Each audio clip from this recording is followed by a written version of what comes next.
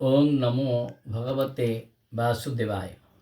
प्रिय सज्जन वृंद, आज ब्रह्मचर्य संबंध में आम किसी आलोचना करवा। ब्रह्मचर्य हेउची सत्चिंता, सत्ज्ञान, सत्वाणी आउ सत्कर्म। संयम द्वारा स्वास्थ्य और सामर्थ्य लाभ संभव होता है। बरम संयमर अभाव मृत्यु मध्य होता है। ब्रह्मचर्य अभ्यास द्वारा उत्तम स्वास्थ्य, आभ्यंतरिक शक्ति, मानसिक शांति, दीर्घ जीवन और ईश्वर उपलब्धि लाभ हो पारिबो। जड़े सच्चा ब्रह्मचारी समग्र पृथ्वी को दोहलाई दे पारिबो।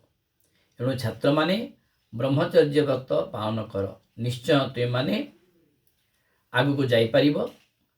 ब्रह्मचर्य नष्ट होगापी अनेक कारण थिले मध्य से वर्तमान बाहर थिबा मोबाइल ही 70% दायी। एणु प्रथम सत चेष्टा कर जेते कम मोबाइल देखिबा पाई।